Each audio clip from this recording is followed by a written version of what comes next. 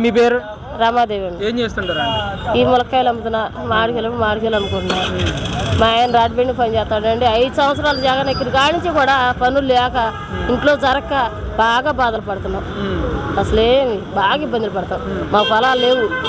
ఎడసోడ్లు ఇచ్చాడు, మాకేమి లేదు. మాకు ఇవ్వాలి మరి. మీరు పెట్టుకున్నారా? పెట్టాం, రావన్నారు. ఎందుకంటే మరి ఆ పార్టీ తరఫు వాళ్ళకి ఇచ్చారు. అందరికి ఇలా పార్టీ తరఫున చూసి ఇచ్చారు. మరి అందరికి ఇట్లేదుగా. మరి సెంటు పొలం లేదు. పొలాలు ఉన్న వాళ్ళకి డబ్బులు పడుతున్నాయి. పొలాలు ఉన్న వాళ్ళు డబ్బులు పడుతున్నాయి. మరి 18 సంవత్సరాలు 45 సంవత్సరాల డబ్బులు ఎందుకు? వాళ్ళకి డబ్బులు ఎందుకు? పింఛనీ పెంచారు. అసలు లేని వాళ్ళు చూసింది ఎవళ్ళు. అసలు ఎన్ని రేట్లు పెంచేసారు. ఎట్ట బతకాలి? చాలా బాధలు పడుతున్నాం మేమైతే. ములక్కాయలు అమ్మితేనే ఇంట్లో జరుగుతుంది, లేకపోతే లేదు. గతంలో ఎలా ఉండే మరి రేట్లు? ఇంతవరకు అది పర్వాలేదండి. ఇప్పుడు మాత్రం బాగా ఇబ్బందులు. ఎందుకని పని ఉండట్లేదు అసలు? 5 సంవత్సరాల నుంచి కూడా మీ భర్త గారు ఖాళీగా ఉన్నారంట.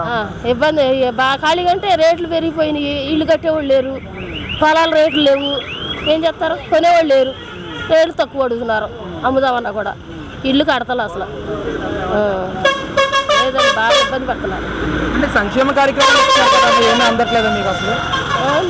జగన్మోహన్ రెడ్డి గారు సంక్షేమ కార్యక్రమాల ద్వారా అందరినీ ఆదుకుంటున్నాం అని చెప్పేసి మాట్లాడుతున్నారు. ఏం లేదండి, ఏం లేదు. అది ఆదుకునే వాళ్ళు ఎవరికి వచ్చే వాళ్ళకి వస్తున్నాయి కానీ అందరికీ రావట్లేదు. అసలు లేని వాళ్ళు పట్టించుకోవట్లేదండి.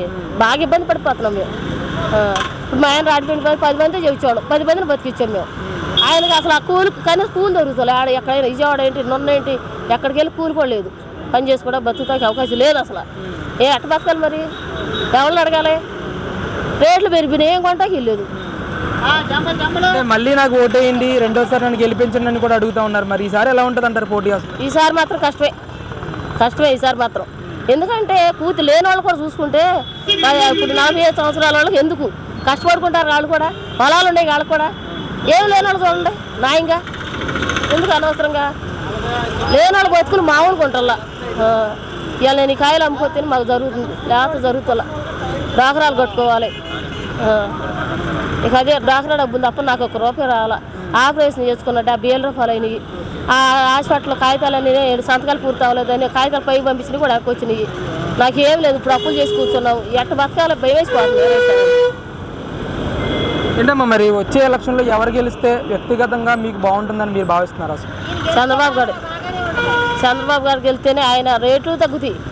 పనులు ఉంటాయి చేసుకోవడం, బతుకుతా పనులు ఉంటాయి. ముంగల రేట్లు తగ్గుతాయి కదండి. ఇప్పుడు ఎవరు గెలిచినా ఏది చేసినా అది లేని వాళ్ళు కూడా చూడాలి, న్యాయంగా చూడండి. అంత బాగుంటుంది. ఎందుకండి అసలు అట్లా ఇబ్బందులు పెడతాం, చాలా ఇబ్బందులు. ఎవరన్నా పద్ధతిగా ఉన్నారు. ప్రతి వాళ్ళు ఇదే మాట అంటున్నారు. ఎందుకు అట్లా అనిపించుకోవడం? ఎందుకు అసలు 45 సంవత్సరాల వాళ్ళకి డబ్బులు ఎందుకు? వాళ్ళు చేసుకోకపోతున్నారా? వాళ్ళ పొలాలు ఉన్నాయి. వాళ్ళకి డబ్బులు ఎందుకు వేయాలి? అసలు బాగా పద్ధతి కాదండి. అసలు న్యాయం చేయట్లేదు. చంద్రబాబు గారు గెలిస్తే ఆర్టీసీ బస్సు ఫ్రీ ఇస్తానని చెప్పేసి ఒక ప్రకటన ఇచ్చారు. అలాగే 3 సిలిండర్లు కూడా ఫ్రీ ఇస్తానని చెప్పేసి అన్నారు. మీకు ఏ విధంగా అనిపిస్తుంది ఈ పథకాలు వింటారు? పథకాలు ఇచ్చినా అయిపోయినా అంత రేట్లు తగ్గుతాయి. కథ పనులన్నా దొరుకుతాయి. కాదు వర్షాలు ఒకటే కురవ అనే బాధ కానీ కాదు లైన్గానే ఉండదు బతుకుతాకి అంత కొంత. మరి మీ నియోజకవర్గంలో పోటీ ఎలా ఉంటుంది అసలు? ఎవరు గెలిచే అవకాశం ఉందంట? ఇది ఈసారి ఏమైద్దానండి. ఎందుకంటే డబ్బులు తిన్నోళ్ళు తిన్నట్టుగా ఉండదు, తిన్నట్టుగా ఉండదు. అది మాత్రం చెప్పలేము కాదు. అయితే చంద్రబాబు గారు గెలుస్తారనే ఉంది ఎక్కువ శాతం. 10 ఏళ్ళు తిడుతున్నారండి. బొండవమ్మ గారు గెలిచే అవకాశం ఉందా? ఈ కాలన్నీ నేను చెప్పలేము ఇక. ఎందుకంటే చంద్రబాబు గురించి ఎక్కువ ఉండదు మాకు. ఆయన అయితేనే చూస్తాడు ఎంతైనా. కానీ పనులు ఉంటాయి, బతుకుతా కుదురుద్ది. ఈ జగన్ మాత్రం మాకు అసలు అన్యాయం అండి బాగా. ఇప్పుడు కాయలు అమ్ముతున్నాం, మరి మాకు పట్టా భూమి లేదండి. లోపల పెట్టి అమ్ముకోవాలి. మరి పట్టా భూమి లేదు, మరి బయట అమ్ముకుంటే ఊరుకోవట్లా. ఏం చేయాలి?